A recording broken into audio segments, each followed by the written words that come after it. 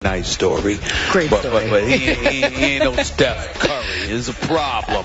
And talking all of that, all that chatter about what he was doing to Steph Curry. Right. I mean, for a guy that sat up there and picked Cleveland before the series began, I'm sitting there like this. Will you please be quiet? Stop talking about this, brother. This is a mistake because it's going to upset Steph Curry. Mm-hmm. Number 3, I have to acknowledge to you that, the absence of J.R. Smith. I mean, it has been so glaring. J.R. Smith is a guy that is supposed to be a talent, and he has been relegated to being nothing more than a shooter. And when his shot is not falling, there is nothing that goes right for him, and that's been the case. And then, of course, we look at David Blatt, some of the decisions that he's made. How does Timothy Mozgov go from registering 28 and 10 in Game 4 to playing 9 minutes in Game 5? It makes absolutely no sense whatsoever, particularly when you consider the fact that even Mike Miller and James Jones played more minutes than your 7-1 center, who's got some skills. I understand that Steve Kerr and the Golden State Warriors have been brilliant in terms of electing to go small. They've been playing small ball. We understand that. Their biggest player on the court at times has been Draymond Green. We get all of that. But at the same time, you can't run with them anyway. So why not try to change it up? Why not try to make them play your style by banging, getting physical, getting the ball inside and doing some damage? Unfortunately, that's not something they've elected to do, and that's why they find themselves down 3-2. It's a collection of things that are going on. It's not one thing, but those are just some of them. You made a whole bunch of points. I'm going to leave the Mozgov point for a few minutes from now. I'm going to go back to my takeaway from last night.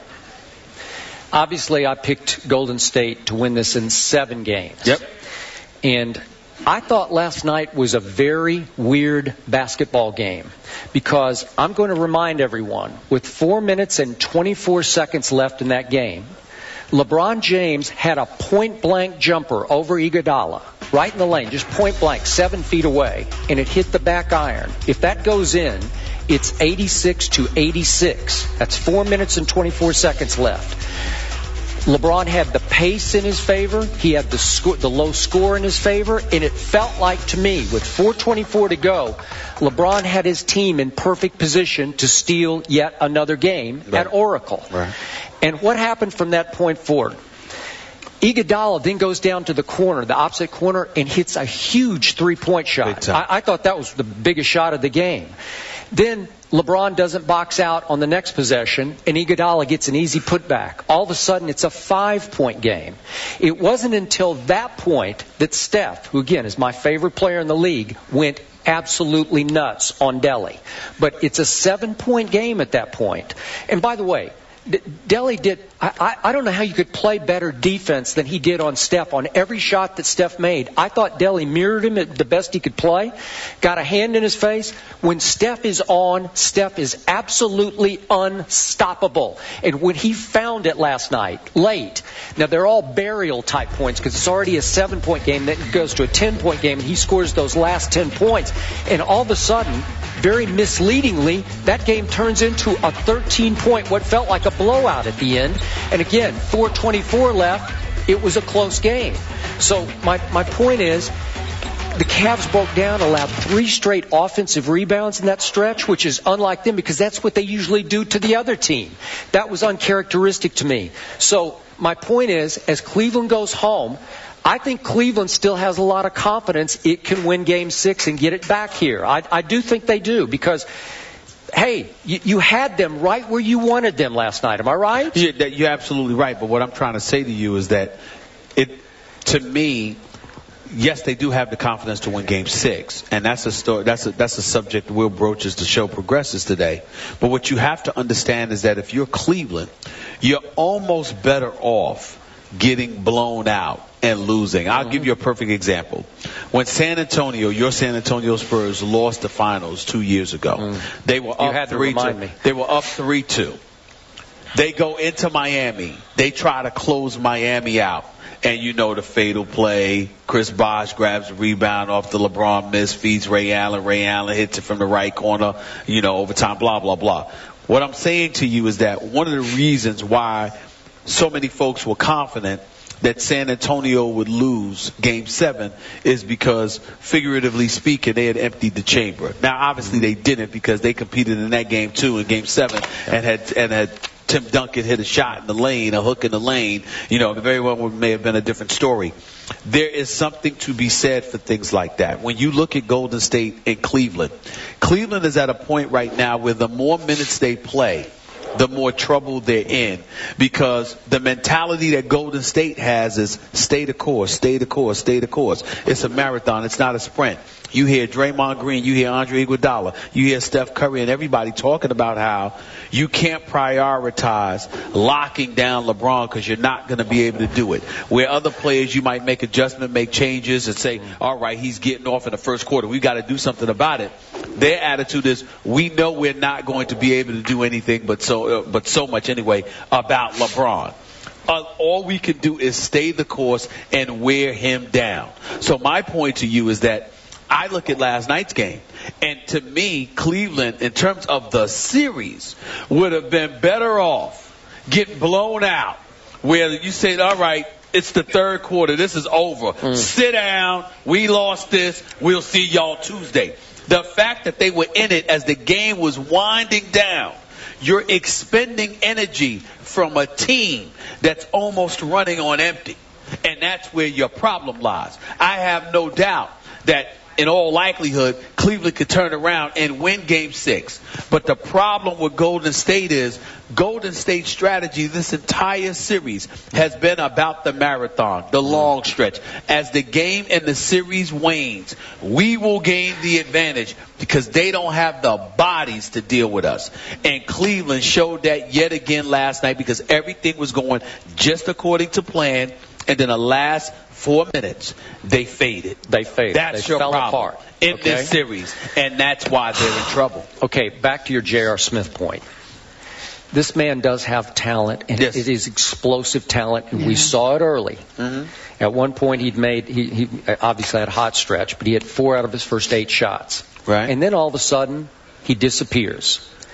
Whose fault is that? Because they don't run plays for him. It wasn't until late in the game he had 2 force-up threes that he missed. But I thought he just faded from the offense. I was surprised they didn't feed the hot hand faster than they did, because off his hot stretch, there was 5 minutes that elapsed before he even got another shot. So he's not featured in the offense at all. It has to come on the fly. That's fair, and that's a coaching issue, no question. But I am not letting J.R. Smith off the hook, and I'm going to tell you why, the biggest reason why. The Golden State Warriors have been the absolute worst nightmare for J.R. Smith's game. Here's why. Because the talent that they have really evolves on perimeter players. Even the bigs, the so-called bigs they have outside of Andrew Bogut, okay, the so-called bigs they have perimeter skills. What happens is that they are showing JR how you're supposed to play. Klay Thompson's averaging 18 points this series. We know that he hasn't been a story, even though he exploded for 34 in Game 2. But do you watch Klay Thompson play? He's going to hit open shots. But if he's not hitting open shots, he might miss some. But he's creating space, getting his shot off. More importantly, he's causing problems because he's constantly in motion. He's cutting to the basket. He's getting fouled. Or he's distracting defenders away from a Steph Curry or away from a Draymond Green or away from an Andre Iguodala because of his movement without the basketball. All you kids out there who aspire to play basketball, understand. You don't just stand around and get the ball and go one-on-one. They want you to have the ability to do that because things break down, and if you have those kind of elite skills, that's better for you. But when you're playing within the confines of a structured basketball game, there is movement, there is spacing, and Klay Thompson knows how to do these things. J.R. Smith has been exposed as an individual who has talent, who can take you one-on-one sometimes, whose handle isn't great, but he can shoot and he can hit big shots and contest the shots. The problem is there's more to NBA basketball than just spotting up and shooting. If J.R. Smith moved without the basketball, the way that Klay Thompson moves without the basketball, J.R. Smith could go to the free throw line, y'all. He could score from the free throw line. If he got there, he never gets there. You know why? Because J.R. Smith is busy jacking up shots. That's it. And what I'm saying to you is that you have to be able to know how to move without the basketball. And the crime in all of that, he's been in the league long enough. He's supposed to know better. And I'm looking at other guards that are doing the kind of things that J.R. Smith has the ability to do. If he used this more and moved without the basketball, J.R. Smith, the Cleveland Cavaliers would be in a better position because he would be more productive. And that's the difference. Klay Thompson is playing the way J.R. Smith is supposed to be playing, but J.R. Smith doesn't use this the way Klay Thompson does. LeBron has to use this for JR. LeBron has to feature JR more in the offense. And now let's move to your Mozgov point. Yep. I heard you say this on SportsCenter last night, and I wanted to throw something at the TV because I disagreed with you, but I knew I was going to get a shot at you here at 10 o'clock. Okay. 7 o'clock here. Understandable. Yes. Don't let him throw nothing at me. I won't. Protect. I actually liked it that David Blatt decided to yank Mozgov from that game, because what happened when Mozgov went 28-10 in Game 4 back in Cleveland? They lost by 21 points. And I loved it because yanking Mozgov kept that guy you just sarcastically referred to, Andrew Bogut, kept him on the bench the whole game. I'm so surprised. He is one of the best rim protectors in this game. He is one of the best. And LeBron James got to play all 4 quarters with no real rim protector unless you include Draymond in that. Okay. But again, LeBron James, for just about the whole game, really the whole game, he was the biggest and strongest player on the court. Seriously, when you think about it, who did Golden State have on the floor? Without Bogut, I know Festus played a little bit. 3 minutes and 12 seconds. Okay, so I'm not even going to count that. So LeBron James had his way. The lane should have belonged to him all night. Again, he put up huge numbers, but I'm saying it's really advantage LeBron. When you don't have any Bogut in there, all of a sudden it's just Draymond has to come off his guy and